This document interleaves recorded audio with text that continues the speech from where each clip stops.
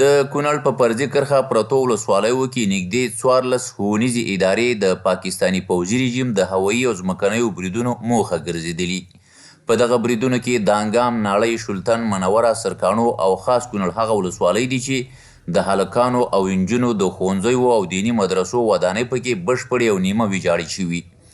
د پوهنې وزارت مرستیال او ورسره پلاوي دغه بېلابېلو ولسوالیو ته د سفر پر مهال د ښوونځیو او دیني مدارسو ویجاړې شوې ودانۍ له نږدې وکتې او ډاډ یې ورکړ چې ډېر ژر به یې په بیا رغونه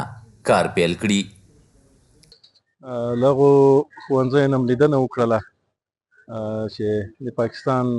د پوځي رژیم په وروستیو وحشیانه بریدونو کې زیانمن سوي وو، زیان ورته رسېدلی وو. نو انشاءالله د موږ سفر د همدې موخې لپاره و چې د ښوونځیو له نږدې نه لیدنه وکړو او له ولسونو سره له نږدې نه وګورو، د شهیدانو کورنیو سره د تعزیت او تسلیت په موخه باندې ناستې وکړو او همدغه راز د دغو کوم ښوونځي چې متضرر شوي دي د هغې لپاره په ټول توان باندې هڅه وکړو چې سږ کال موږ دا بیرته ورغوو تر څو هغه شاګردان په ښه فضا کې خپلو زده کړو ته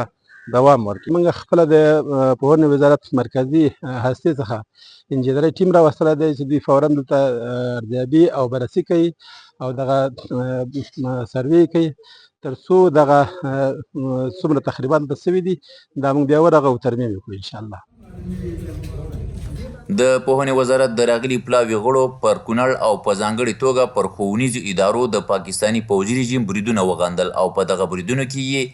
د 14 تنو ښوونکو او زده کوونکو شهیدانو ورثو ته یوه اندازه نغدي مرستې توزیع کړي. تقریبا 14 شهیدانو کورنیو سره مو چې ده خپل مالی چې څومره د امارت اسلامي په توان او وس کې وه خپله همکاري مو ورسره وکړه او انشاءالله نور هم چې دا دغه خپلو ولسونو ته ډاډ او اطمینان ورکوو چې امارت ستاسې تر څنګ ده او څومره چې وس کېږي انشاءالله په هر بخش کې خپلې همکارۍ به در سره کوي. له هغه ټولو ساحو نه لیدنه وکړه چې کومې په دغه جنګونو کې متضرر شوي دي، خاص کار تعلیمي ادارې او د کونړ ټولو ولسونو سره په دې غم کې شریک کړو او دوی ته ډاډ ورکړو چې انشاءالله په خپل وس توان باندې به دوی ټول هغه مشکلات چې کوم موږ درک کړل هم لیدل انشاءالله هغو ته به یې په ټکي کې ښودل. بل پلو کونړ د پوهنې مسؤلین وایي دوی پخوا هم د ښوونځیو د اساسي ودانیو له کمښت سره مخ وو او په مشرانو غږ کوي چې دغه ستونزو حل ته یې پاملرنه وکړي. دا څومره مشکلات دي هغې درک کړه، ځان سره یې واخیسته.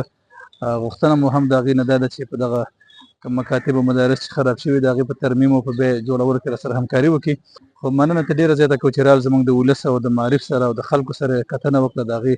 لاسنیوی یې وکړه. د یادولو د پر کونړ د پاکستان د پوځي رژیم په بریدونو کې تر ډیره د عامو خلکو کورونه، روغتیایي مرکزونه، د ښوونځیو ودانۍ او نورې عامه شتمنۍ په نښه شوي دي.